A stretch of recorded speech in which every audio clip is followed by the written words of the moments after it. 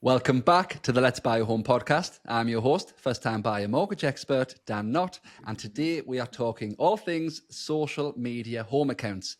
If you're anything like me, you'll spend a lot of time scrolling through Instagram, dreaming of the perfect home. And I'm joined by the perfect guest, Lauren Gilbey, who not only has her own amazing home account, but who interviews people from all around the country with their own fantastic pages.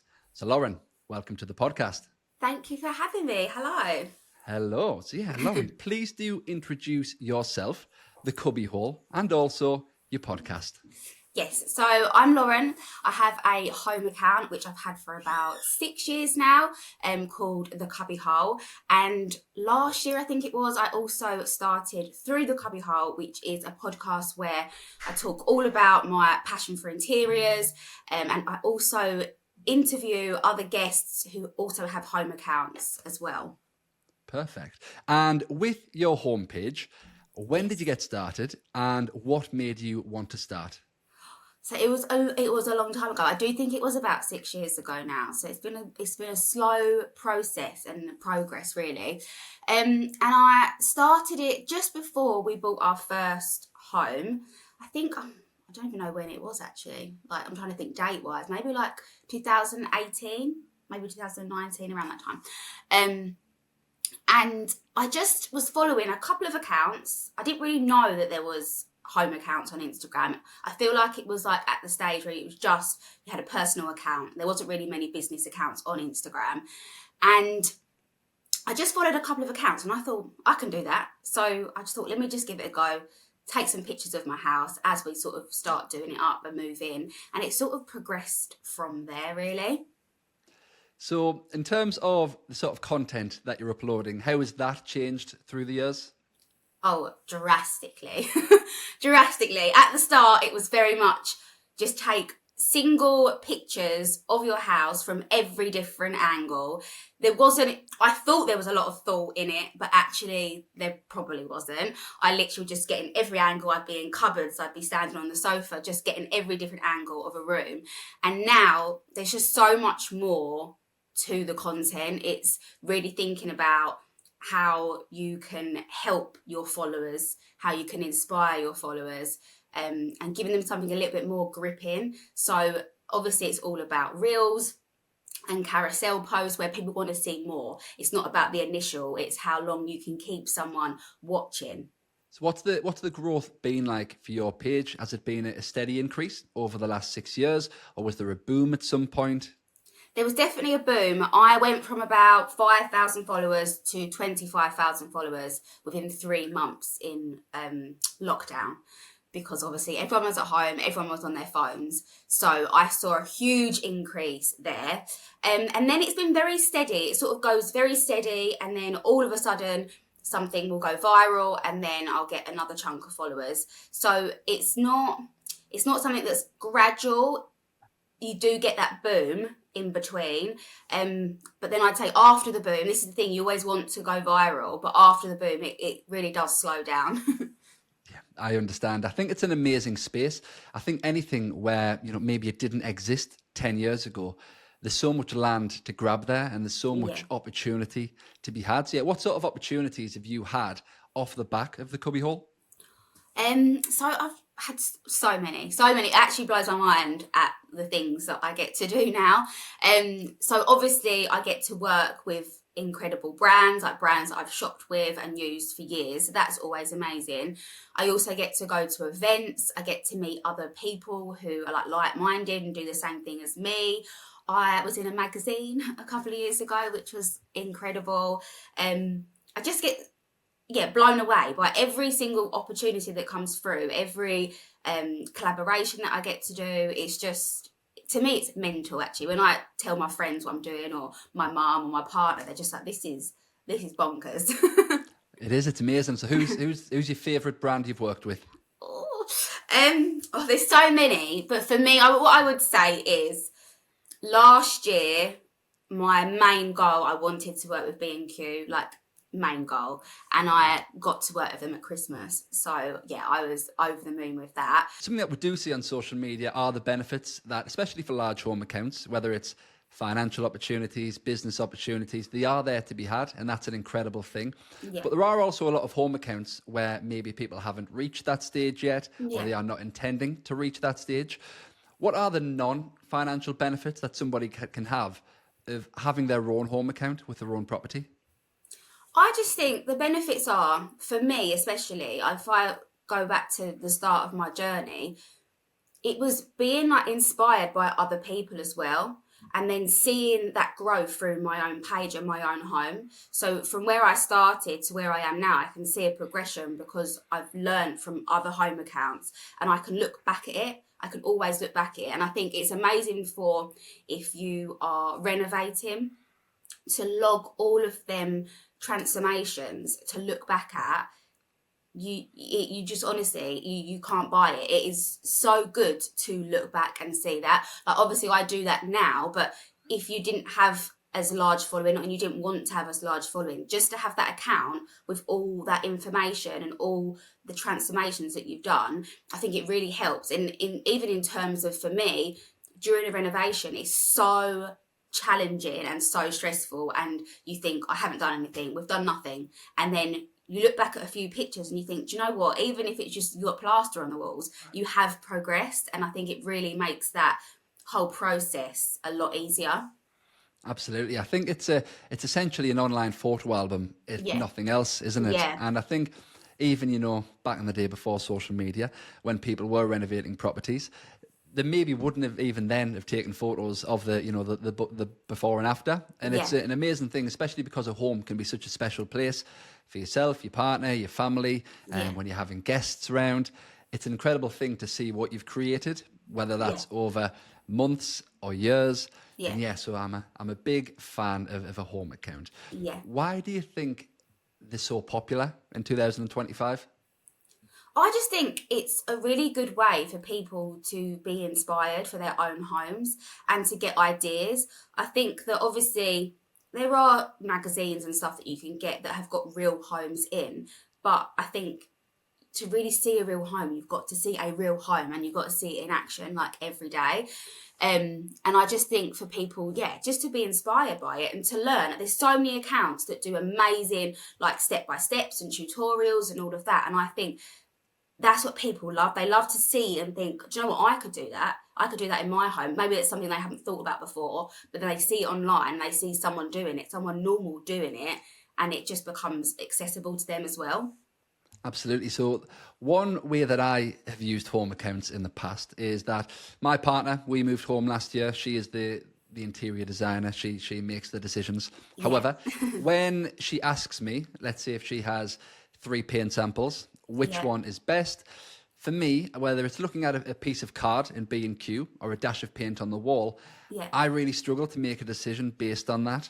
But what I like to do is to search the paint brand and the colour on Instagram, and there will always be social media accounts who are tagging those, and therefore you get to see the paint colour on the walls in a real home surrounded by real furniture. And I think that's something that I've found very helpful. Yeah, definitely. Especially with paint colour. Honestly, that is the worst job, choosing a paint colour. Absolutely. And as you've mentioned as well, in terms of a how-to guide, in the modern day, I search how to do things on TikTok as much as I do anywhere else. So at the moment, I'm trying to, improve my garden at home. Yeah. And there's so much information out there on TikTok, whether it's home accounts or gardening accounts. There's so much you can learn. And I think it's a great space. And people who are doing it maybe aren't necessarily experts, but the benefit of that is that you are seeing the mistakes people can make too. Yeah. So quite often people will post, I tried to do this in the house, it didn't go well, so now I'm posting this. Yeah. And that's something that, I think people can really benefit from. Yeah, it's just real, isn't it? It's real. And I think, it is due to the way that social media is these days in terms of the content is very personable and it's Instagram Reels and it's TikTok videos. It is, especially, with your account as well, it's a little bit like reality television. People can it's a window into your life and your home. And I think, we've always liked that. We've always liked being nosy. Yeah. And I think, is that something that you find with your page?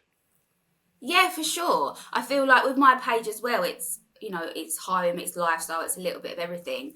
And I have a lot of really lovely followers who I have so many different conversations with about so many different things, whether it be like something that's going on in my life personally or my home or whatever it might be. Yeah, for sure. If you didn't know by now, I work as a mortgage advisor helping first-time buyers from around the UK to take their first steps onto the property ladder.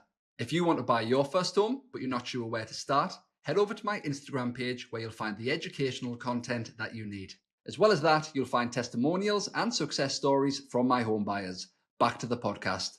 One thing to ask about, maybe on the flip side, is home accounts. Sometimes, the homes are beautiful, which is a wonderful thing. Yeah. But is it possible that home accounts sometimes may set unrealistic expectations of homes?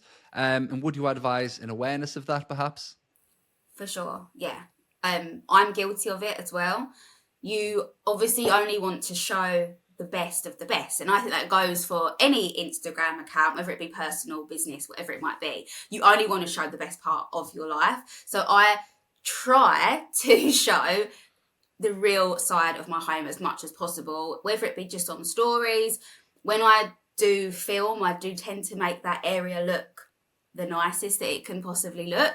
And I think we're all guilty of that 100%. But I am really trying actually in this last year just to try and really show my home for what it is rather than the perfect look that I try to create in my content, because it just isn't real, and I don't like to see it. I hate it when I see accounts that just look so perfect and it feels so unrealistic, and I think, oh my God, like, why can't I live like that? Why can't I do that? Why is my house not as clean as that?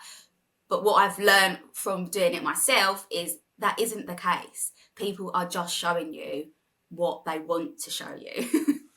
Yeah, absolutely. And I think if you are listening to this as maybe a first-time home buyer and you're looking towards your first home and you are picking the dream furniture, the dream carpet, the dream decor, whatever it may be, that's fantastic, and the home will be beautiful a lot of the time. However, what I found as a homeowner is, although, we've maybe bought our home last year and completed a renovation, we have 2 kids, and a lot of the time you can't see the carpet because it's covered in toys. Yeah. And that's something that, it's important to realise. It will not always look like a show home, unfortunately. Yeah. But yeah, that doesn't make it any lesser of a home in itself. Oh, no, 100% not.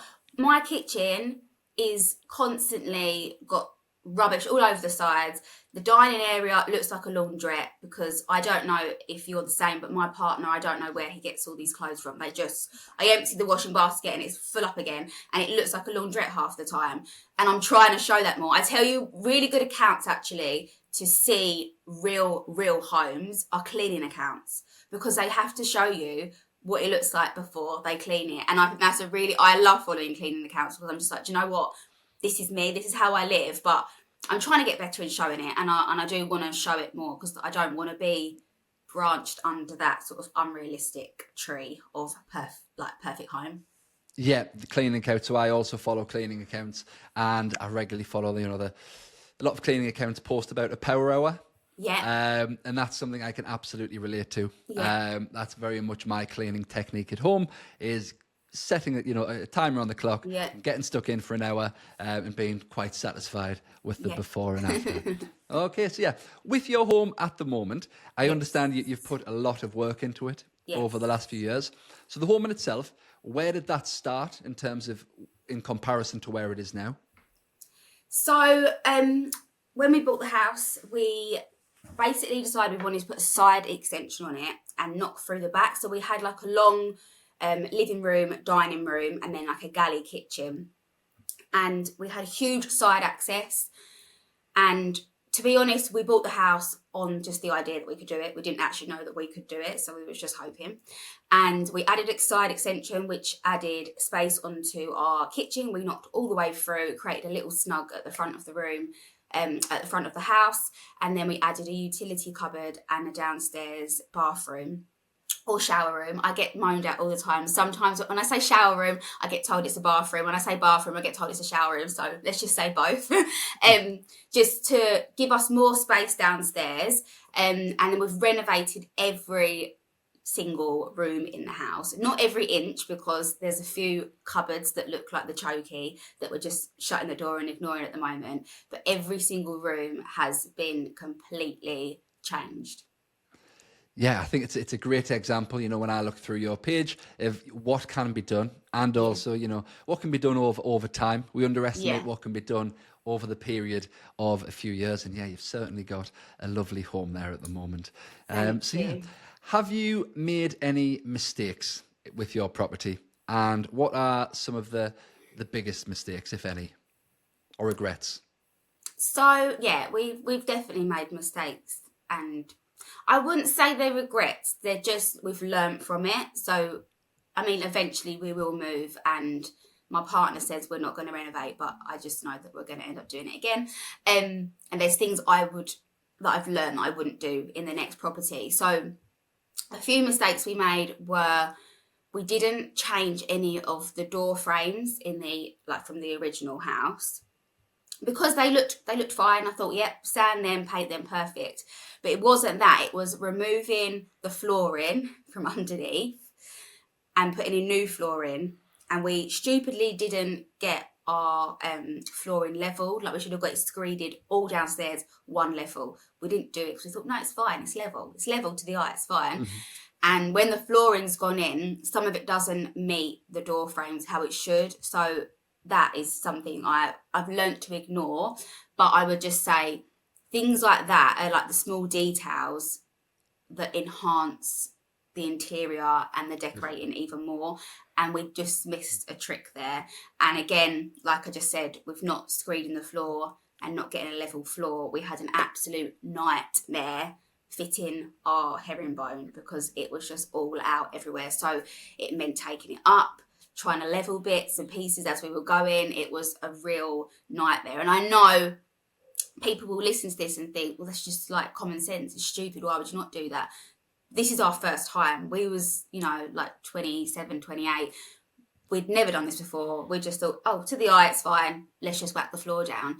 So we was quite naive to just a few things. But there's things that now, if I move forward into my next property, we would do so much better. I can relate to that so much. So in our house, we had the same type of flooring put down. Yeah. And when we were getting the flooring put down, we had a baby due in around about a month's time after that. Yeah. And the man came in to lay the flooring. To my eye, our floor was level. Everything was great. I couldn't see any issues, obviously, because I don't know what I'm doing. Yeah. And he turned up and pretty much told us it was a bit of a disaster. A few panic days, a lot of stress. We managed to make some changes and get it sorted. But yes, when you're laying flooring, always inquire early, and find 100%. Out if there's going to be any issues that maybe me and Lauren weren't aware of. Yes. Oh, perfect. So for anybody who is looking to begin to make a home account or to grow a home account, what are your 3 top tips? Okay, so I would say consistency. Be consistent. Like, it doesn't mean posting every single day. I try to post 4 times a week, and then I try to put stories on every day, but maybe 1-2 stories a day. Don't bombard yourself with too much to do, and be consistent. So if you choose you're going to post for 3 days a week, post for 3 days a week. That's all you have to do. Just stick to what you do and be consistent with it, because then people will know when to expect your content. I always pick the same days, and for me, it really works. I would say quality over quantity, for sure. Make sure that it's the best quality content and that there's a purpose behind it. So even if you are just taking a few snaps of one room and there's not a lot of information on it, if you just put a little bit of writing on the first slide and people know to scroll through and what they're going to see, that is quality content, because people know what they're getting. If you're just putting up images, you're not always going to get people wanting to see more. And then I would say it sort of ties in with that, but think about like the lighting. I always find that people who have like the best home accounts really think about the lighting of their content. You don't want like dark and gloomy shots. You want nice, bright, light shot so people can really see the detail of the content. And then I know you said 3, but I've got one more. And then I would say just engage with other accounts, engage with your followers, making sure that you're replying to comments and replying to your DMs. And yeah, I think it's really like a whole experience when you create a home account, and try and create that experience. So when someone goes on, it's not just content. You are actually putting a lot into it, and you're there to help others and to respond. Yeah, perfect. And I'll throw one more question at you. Okay. What does home ownership mean to you? Okay, so I would say home ownership, what it means to me is just having like a safe space away from the world. Because let's face it, the world can be a bit scary, a bit overwhelming. But when I'm in my home, I just feel content, I feel safe, I feel happy. Obviously, I love to create a beautiful home. That's what I love. I love interiors, I love home decor. So to do that, and then also to feel safe in that space and just feel happy, I am at my happiest when I'm at home in bed, because bed is my favorite place. But being in my house, shutting that door, pulling the blinds and sitting down with my partner and just being together, I absolutely love it. Amazing. And what a great way to end.